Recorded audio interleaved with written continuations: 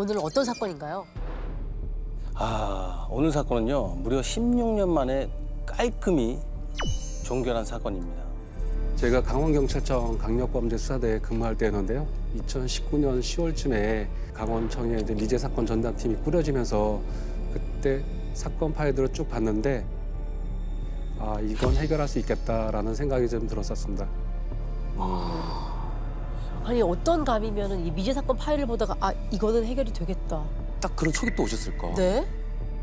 마지막 순간에 피해자가 움켜쥐고 있었던 결정적 증거가 있었습니다.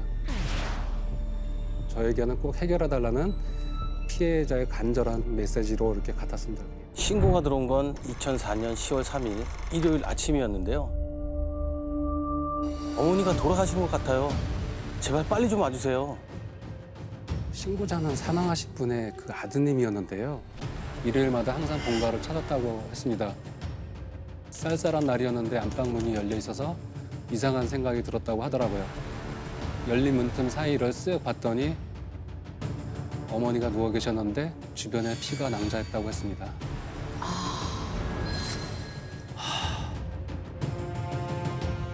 그 어머니는 혼자 살고 계셨던 건가요?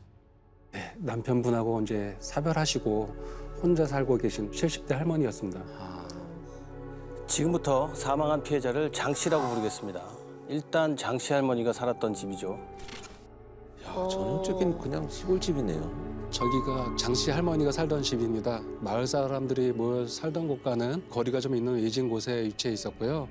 집에 대문이 없어서 누구든지 출입이 가능한 구조였습니다. 그러네요.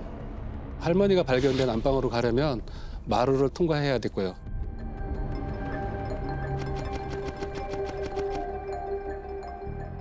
당시 수사팀 기록을 보면 전신에 이제 폭행을 당한 흔적과 흉기에 의한 자창이 좀 다수 발견되는데요. 그 중에 가장 깊은 상흔이 등에서 발견됐다고 이렇게 적혀 있었습니다. 그러면 현장에 남아있던 범인의 다른 흔적은 없었나요? 있었습니다. 사건 현장에 단서가 쏟아집니다. 집 앞에 누군가 피우고 버린 담배 꽁초가 발견됐고요.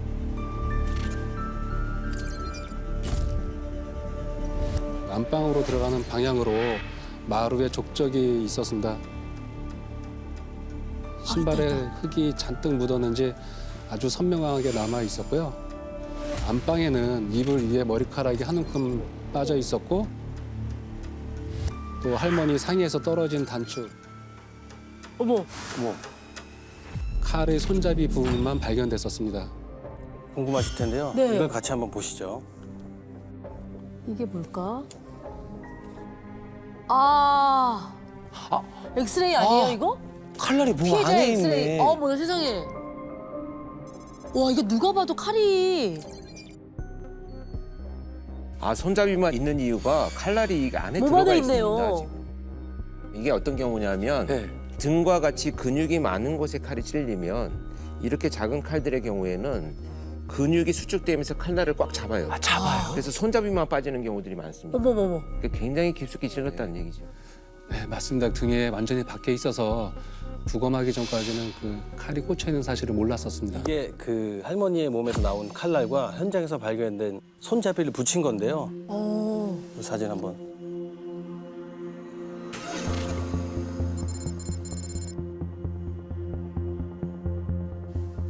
그러니까 현장에 남아있던 손잡이와 부검에 나왔던 날을 결합을 시킨 거죠. 그렇죠.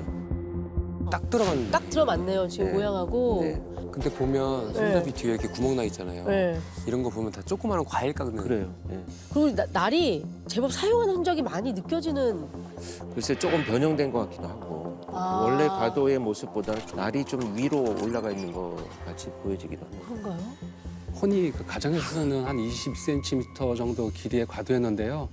유가족들한테 확인해 보니까 그 할머니가 쓰시던 건 아니라고 하더라고요. 사진으로는 잘 안 보이는데 칼날 표면에 긁힌 자국이 많고 칼끝도 날카롭게 간 흔적이 있었습니다. 일직선으로 되는 게 아니라 밑에가 좀 갈려 있잖아요. 일부러 날카롭게 갈아서 준비했다는 거네요. 네. 그러면 이 칼 때문에 사망한 건가요? 사인은 뭐였어요? 칼 때문에 사망한 건 아니고요. 에? 목이 졸려 사망한 것으로 이렇게 확인됐었습니다. 뭐야? 어머, 이렇게 날카로운 흉기에 의한 사망이 아니었어요? 연관관계. 누군가가 앙심이 있어야 이렇게까지 할 수 있지 않나 싶은데 그냥은 하기 너무 잔인해서. 그러게요. 네. 유일하게 그 가깝게 지내던 사람이 옆집 할머니였는데요. 네. 장 씨 할머니가 누구한테 원한을 살 만한 사람은 아니라고 했습니다. 또 말수도 많지 않으시고 소심한 성격이랑 누구랑 이 다툼하는 일을 만들지도 않으셨던 분이고요. 또 대부분 집 아니면 밭에 나가서 일만 하셨다고 합니다. 근데 어찌됐건 이 시신에 남아있는 공격의 흔적만 보면 네. 애초에 살인을 목적으로 들어온 건 아닌 것 같아요. 살인이 목적이었다면 애초부터 치명상을 노렸을 텐데 네. 그런 흔적이 없는 걸 보면 저항이 그렇게 많지 않을 것으로 예상되는 네. 분이잖아요, 피해자가. 네. 근데 예상하지 못하는 너무 거센 저항이 있었거나 제압하는 과정에서 이 다양한 폭력과 폭행과 칼로 찌르는 살인까지 이어졌다 이렇게 추측이 됩니다. 아이고. 그러면 애초에 살인을 목적으로 침입한 게 아니라면 돈을 노렸을까요? 강도? 지갑 안에 현금이 그대로 있었고요. 그 종종 혼자 사는 할머니를 상대로 이 성범죄를 저지르는 놈들도 있거든요. 맞아요. 그 가능성도 배제하지 않고 있었는데 부검 결과 또 성폭행 정황은 발견되지 않았었습니다. 뭐지? 아니 돈도 그대로 있고 아까 말한 그런 성범죄도 아예 없고 네. 단순히 지금 이렇게 잔인하고 수상하게만 살인을 지금 그러게요. 당하신 건데. 그럼 아까 증거 족족도 있었다고 했고 여러 가지가 있었는데 범인의 지문, 맞아요. 뭐 DNA 이런 건 없었나요? 국가수 감식 결과 머리카락은 이제 할머니 것으로 좀 확인이 됐고요. 또 칼 손잡이에서는 지문이 발견되지 않았던 걸로 봐서는 범인이 이제 범행 당시 장갑을 끼고 있었을 것으로 추정되고요. 또 가장 유의미한 증거는 그 아까 입구에 있던 담배꽁초였었습니다. 아, 담배꽁초가 이제 잡기도 하고 입에 또 타액도 있고 그쵸, 그쵸, 그러니까 그쵸. DNA가 나왔나 보네요. 그러게요. 그때 당시에는 DNA는 확인되지는 않았고요. 이제 혈액형이 O형이라는 남자, 요거만 좀 확인이 됐었습니다. 아까 형사님이 이 사건을 시작한 이유 기억하시죠? 아까 전에 다잉 메시지. 그쵸? 어. 그 할머님이 피해자가 손에 무언가를 움켜쥐고 마지막까지 계셔서 수사를 다시 할 수밖에 없었다라고 얘기하셨잖아요. 할머니 손에 있었군요. 할머니 손톱 밑에서 그 범인의 것으로 추정되는 이제 미세한 살점이 좀 발견됐습니다. 결정적 역할을 할 수 있는 증거였었죠. 결과가 어떻게 나왔나요?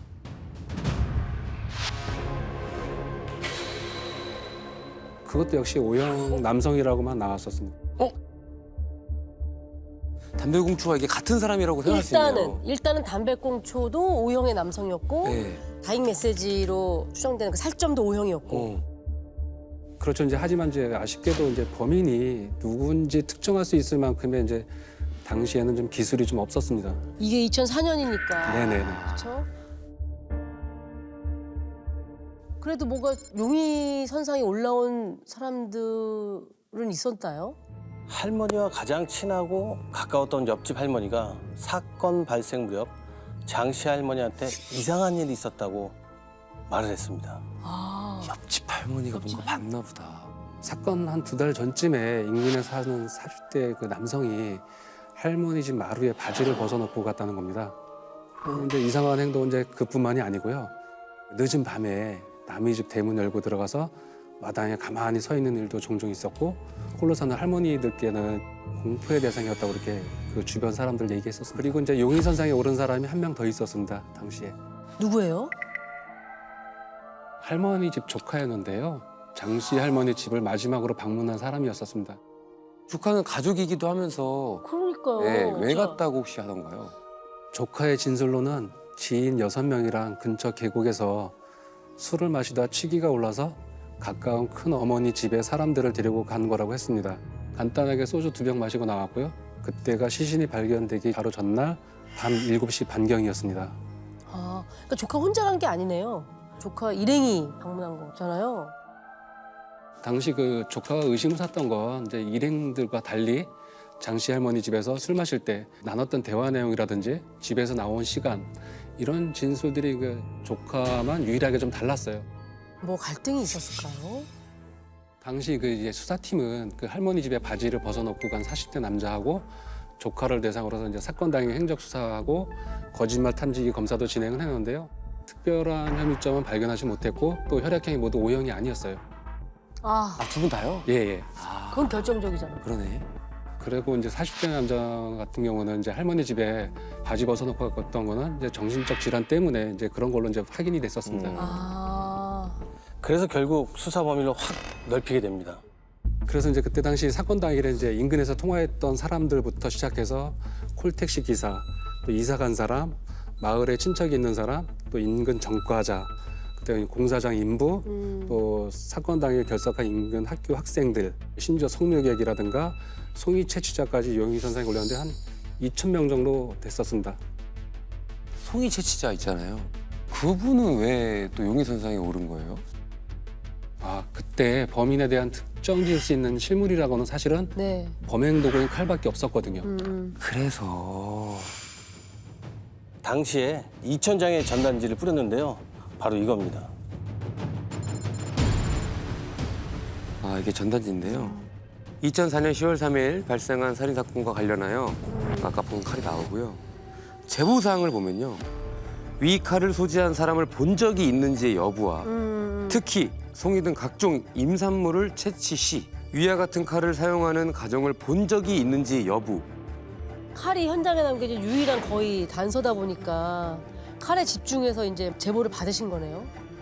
아, 상당히 많은 제보가 들어왔다고 하더라고요. 근데 제보 내용의 진위를 파악하는 데도 사실 많은 시간이 좀 걸렸다고 했고요. 그렇지. 또 과도에 대한 의미 있는 제보는 사실 없었습니다. 아, 그런데 이 전단지를 보고 뜻밖의 제보가 들어옵니다.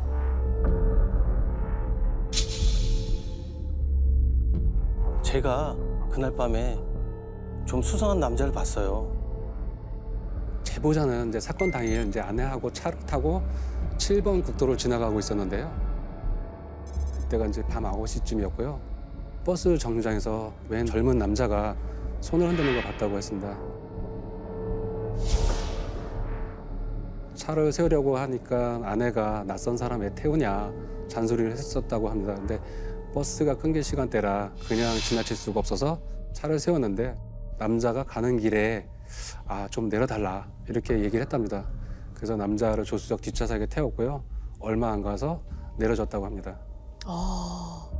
이상한 건 남자가 차를 탄 직후부터인데요. 그 쉴 새 없이 혼자서 말하기 시작했다고 합니다. 이제 뭘 묻지도 않았는데 혼자 막 떠들고. 혼자요 계속? 제가 근처에 친척집이 있어서 갔다 왔거든요. 근데 제가 원래는 여기서 중학교를 다니다가요. 다른 곳으로 이사를 가는 바람에 고등학교는 거기서 나왔어요. 아, 근데 그거 아세요? 붕장어를 안하고라고 하잖아요. 여기가 밤에 안하고가 잘 잡혀요. 아, 이따가 친구들이랑 밤낚시도 하러 갈 거예요. 지금 이 진술의 의심점을 갖고만 들여다본다면 핵심적인 게 뭐냐면 질문하지 않은 내용들을 부각시켜서 막 설명을 하잖아요. 네. 만약에 이 사람이 진짜 이 범죄 용의자라면 만약의 경우에 대비를 해서 자기 알리바이를 누구한테 심어놓는 것 같은 진술이에요. 그러니까 사건이 발생했을 시간에 나는 낚시를 하고 있었고 낚시를 하러 여길 왜 왔냐면 내가 학교를 여기 다녀서 익숙한 곳이어서 왔어요라는 것이 만약에 수사팀에서 누가 형사가 질문을 한다면 나는 그래서 그런 이야기를 자연스럽게 했고 낚시를 하고 있었다라고 하는 제3자를 만드는 거죠. 이런 의도로 이제 프로파일링에서는 분석을 많이 합니다. 의도가 있는 질문하지 않는 정보의 제공 이렇게 표현을 하거든요. 함부로 이렇게 딱 특정할 수는 없겠지만 수상한 거는 진짜 굉장히 수상합니다. 틀림이 없는 것 같고 만약에 범인이 맞다면 범행을 저질러 놓고 버젓이 남의 차를 우려 타고 도주를 했다는 얘기인 거잖아요. 네, 맞습니다. 그 당시 수사팀은 그 남자를 이제 용의자로 보고 차량 지문 감식을 진행을 했는데요. 뒷문 손잡이 부분에서 지문이 나옵니다. 그러면 결정적인 증거잖아요. 지문이라는 것은. 바로 대조해 볼 수 있었겠네요. 그렇죠. 특근 가능하잖아요. 근데 그게 좀 아쉽게도 쪽지문이었습니다. 손잡이 쪽지문. 그 당시에 쪽지문을 연결시키는 알고리즘을 개발하던 중이었어요. 그래서 그게 아쉽게도 확인이 안 된 거죠. 근데 제보자가 남자의 얼굴을 본 거잖아요. 맞습니다. 제보자의 진술을 토대로 몽타주도 만들어졌는데요. 뭐 아주 특이하네요. 상당히 특이한데요? 헤어스타일부터? 나이는 20대 중반으로 추정이 됐고 신장은 160에서 170. 수사팀이 이제 마을 사람들한테 몽타주를 보여주면서 탐문 수사를 했습니다. 근데 다들 하나같이 봤다는 사람은 없었습니다. 이제 기대를 걸었던 이제 몽타주마저도 그 아무런 이제 소득이 없다 보니까 더 이상 수사가 좀 어려워졌습니다.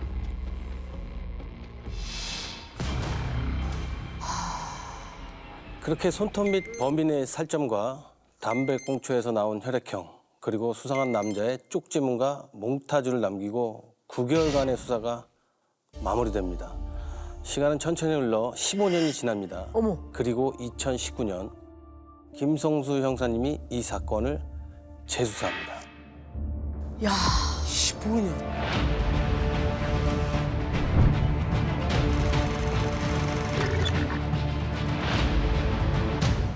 그러니까 할머니가 남긴 그 다잉 메시지, 손톱 밑에 남겨있던 범인의 살점이 드디어 뭔가 세상 밖으로 나오게 되는군요.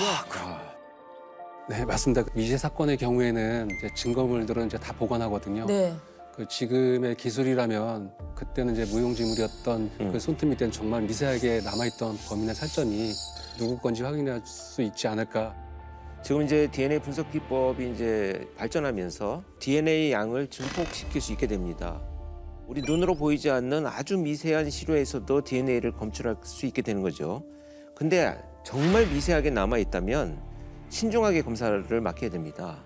한 번 검사할 때마다 일정량이 계속 사라지기 때문이죠. 아, 그게 줄어들어요? 그러니까 소모되는 거예요. 한 번씩 쓰는 거예요. 지금처럼 확대되지 않았던 시절이니까. 몰랐어. 나도 몰랐어. 그 머리카락 계속 남아. 나도. 저도 이제 몇 번 남지 않은 기회를 제가 이제 허투루 쓰게 되면 네. 안 될까 싶어서 고민 많이 했는데요. 해봐야 되겠다는 결심을 했었습니다. 그게 뭐가 나왔을까요? 네, 검출됐습니다. 오. 그래서 이제 바로 대조까지 신속하게 의뢰를 했었습니다. 그러면 일치하는 범인이 있었을까요? 누구였어요? 결론은 일치하는 사람은 없었습니다. 어? 그래서 형사님은 팀원들과 함께 사건을 원점에서 다시 생각해 보기로 합니다. 37건에 달하는 당시 수사 기록들을 하나하나 짚어보며 다시 시작하는 거죠. 아, 수사도 이제 결국 일이잖아요. 오래 하다 보면 이제 자신도 모르는 사이에 이제 기계적 사고를 할 때가 있거든요. 당연히 그럴 것이다라는 이제 시선을 배제하고 저희가 다시 사건을 이제 보게 된 겁니다. 그때 이제 한 가지 이상한 게 눈에 띄더라고요. 이게 뭔가 눈에 띄기 시작했나 보다. 어떤 거요? 당시 이제 광범위한 탐문 수사에도 불구하고 제보자를 제외하고는 수상한 사람을 목격했다는 사람이 없었는데요. 조카가 방문했던 7시 30분 이후에 일어난 그 범행이라면 사실 그렇게 늦은 시간도 아닌데 왜 아무도 못 봤을까? 그런 의문이 들었습니다. 특히 그때는 이제 한창 추수를 할 때였거든요. 늦게까지 이제 논과 밭에서 추수하는 주민들이 많았을 텐데 아무도 못 봤다는 게 의아스럽더라고요. 그렇지. 그래서 김 형사님이 현장으로 직접 갑니다. 할머니의 집은 이미 철거된 상태였지만 다행히 마을은 그 모습 그대로였거든요. 내가 범인이라면 사람들의 눈을 피하기 위해 어디서 오고 어디로 갔을까를 생각하면서 현장 주변을 살펴봤습니다. 할머니 집으로 가는 방법은 두 가지밖에 없더라고요.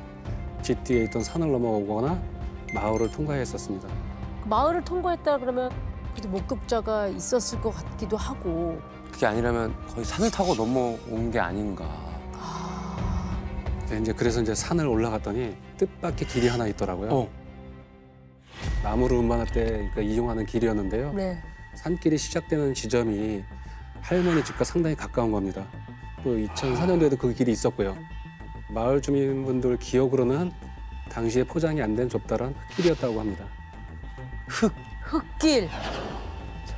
자, 그 족적에서 팔자로 네. 담배꽁초, 족적. 족적. 우리가 누르보기에도 흙이 이렇게 묻어져 있는 게 있었거든요. 아, 흙으로 찍혀 있었죠. 그러면 산에서 온 게 맞나 보네요. 그러니까 본 사람도 없고 그렇게 족적이 그렇게 흙이 과하게 남아 있었던 거 아니에요? 일단 형사님은 장씨 할머니 집에서부터 산길을 따라 찬찬히 걸어봅니다. 범인이 이 길을 걸어 어디로 갔을까? 대체 이 길 끝에 뭐가 있을까를 생각하면서요.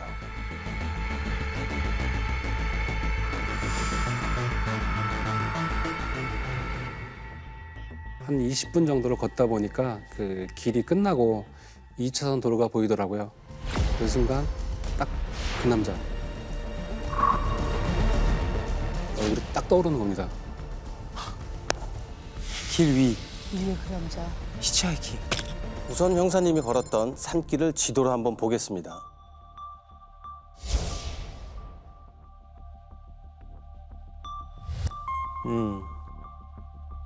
할머니 집에서 조금만 올라가면 저 길을 따라서 쭉 형사님이 걸어보셨다고 하는 거고 그 끝지점에 7번 국도. 제보자, 그 부부가 혼잣말 했던 남자를 태운 곳이 7번 국도잖아요. 맞습니다. 만일 그 남자가 오후 8시쯤에 할머니 집에 침입해서 범행을 저지르고 그 산길로 도주했다면 제보자의 차를 얻어 탄 시각과도 딱 맞아 떨어지겠더라고요. 아, 그렇죠. 야 이게 좀 뭔가 퍼즐이 맞춰지듯이 또 떨어지죠. 그 몽타주 속의 남자가 유력한 용의자가 아닌가 싶은데요.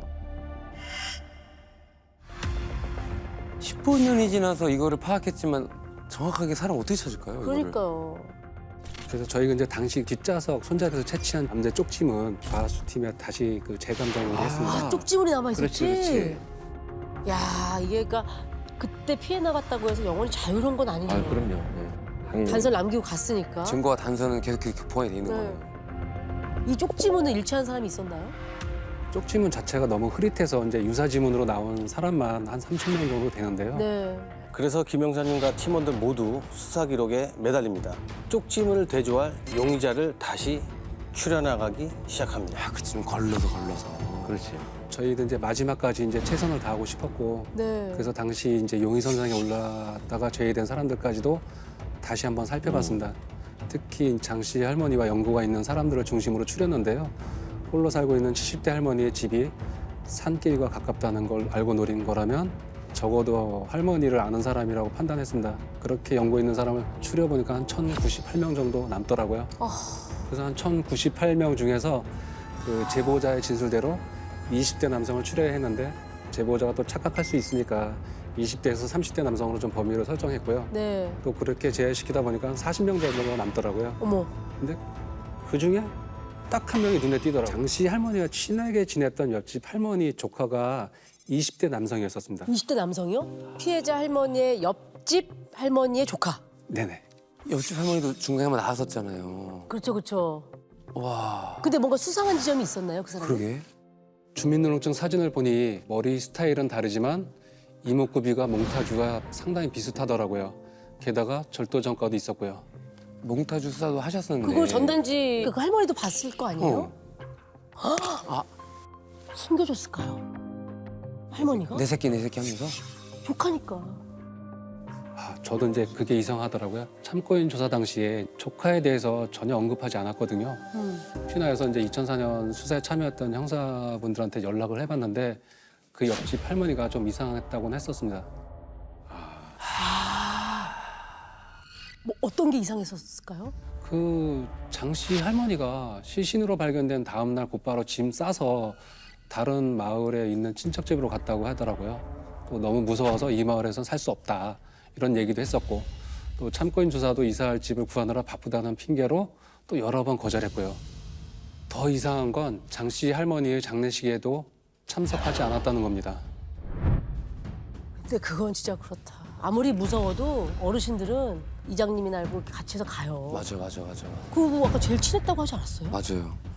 근데 아까 말한 것처럼 정말 이게 맞다면 조카가 한 걸 어느 순간 알아차리고 네. 이거 빨리 어떻게 숨겨줘야겠다. 내가 그러니까. 어떻게 뭐 움직여봐야겠다. 눈 감아줘야겠다. 그랬을 가능성도 지금 상당히 보이네요. 예. 그러면 그 당시에도 뭔가 용의선상에 있었을 거란 얘긴데 그때는 수사가 전혀 이루어지지 않았을까요? 절도 전과가 있어서 이제 용의선상에 올라가 있긴 했었는데요. 10살 이후에는 이제 아예 다른 지로 이사 가서 막내가 거의 없었고요. 또 가출한 상태에서 부모님도 행방을 전혀 몰랐다고 했기 때문에 수사가 좀 깊이 이루어지지는 않았던 것 같습니다. 그 당시에 가출하고. 당시에. 그거 뭐 떠돌아다니는 놈이 여기 와서 살인을 저지를 맞아요. 확률이 사실 그렇죠. 별로 없다고 판단할 수 있었을 것 같아요. 옆집 할머니의 조카를 이제부터 조 씨라고 하겠습니다. 형사님은 유력한 용의자인 조 씨의 주민등록 지문을 포함한 40여 명의 용의자들 지문을 차량 쪽지문과 1대1 대조를 의뢰합니다. 그쵸. 우리가 뭐 3,000명은 어렵지만 네. 40명 정도는 조금 시간이 걸릴 뿐이지 할 수는 있었을 것 같은데 결과가 나왔나요?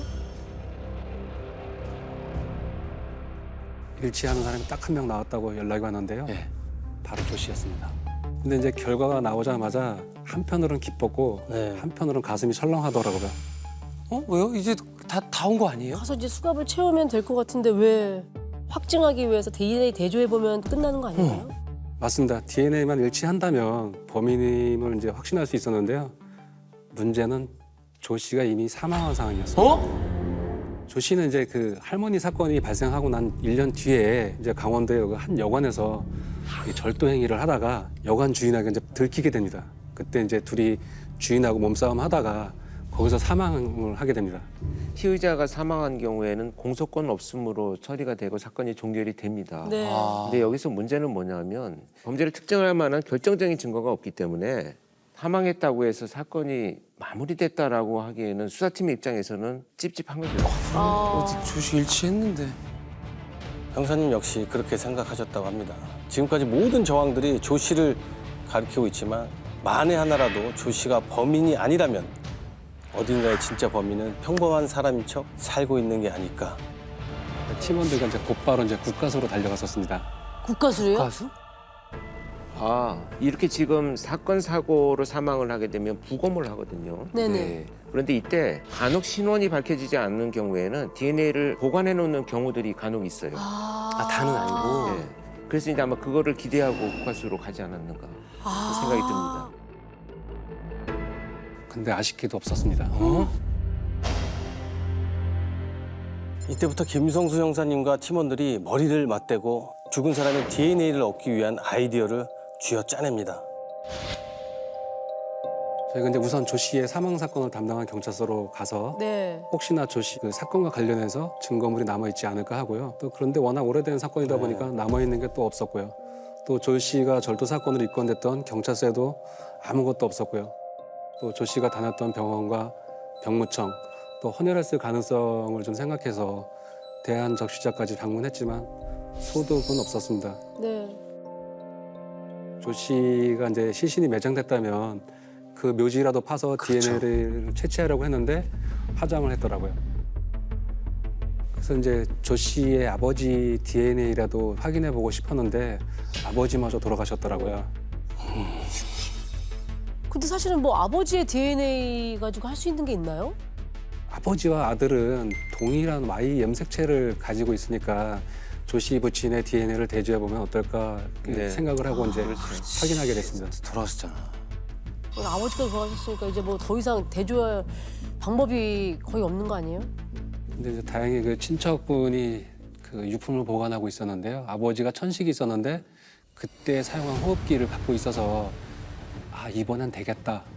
이런 생각을 하고 바로 국가서로 보냈죠. 근데 원래는 이제 오래된 물건에서도 DNA 채취가 가능하다고 해서 희망을 갖고 이제 걸었는데 DNA 채취가 불가능하다고 이렇게 얘기하더라고요. 더 이상 할 수 있는 게 없다는 생각이 들면서 마음이 좀 힘들더라고요. 그래도 이제 가만히 있을 수 없어서 이제 팀원들과 함께 다시 할머니 뒷터로 이제 가보자. 네. 뭐라도 해보자. 이제 그러고 있는데 그때 저희 팀 막내한테 전화 한 통화가 왔었어요. 팀장이 됐습니다. 어머. 이러더라고요. 이제 국가수 연구원한테 이제 전화가 왔는데 네. 다른 미제 사건 증거물을 재감정하는 중에도 시간 날 때마다 이제 틈틈이 한 번씩 이렇게 남아 있는 샘플이 있는지 찾아봤다고 합니다. 네. 네. 근데 조 씨를 부검할 때 사용했던 거즈 한 장을 찾아냈다는 연락을 받았습니다. 근데 저희도 이제 그게 궁금해서 물어봤더니 이제 그때 당시에는 혹시 시신이 바뀌는 걸 방지하기 위해서 신원 확인용으로 이제 조 씨의 피가 묻은 거즈를 보관했는데 그게 국가수에 남아 있었던 거죠. 와. 국가수 연구원분들도 다들 놀랐다고 이렇게 하시더라고요. 우와. 거지에서 나온 DNA와 그 할머니 손톱에 있던 그치, 그거 맞으면 돼. 그 일치를 해야 되는데 말이죠. 네, 일치했습니다. 아. 그 담배꽁초에서 나온 혈액형과도 일치했고요. O형이구나. 조 씨 이제 주변인들을 통해서 알아보니까 이제 당시 아버지와 크게 싸운 후에 가출한 상태였고요. 또 고등학교 동창회 돈을 훔쳐서 합의금을 물어줘야 되는 상황도 있었고 결국은 돈이야.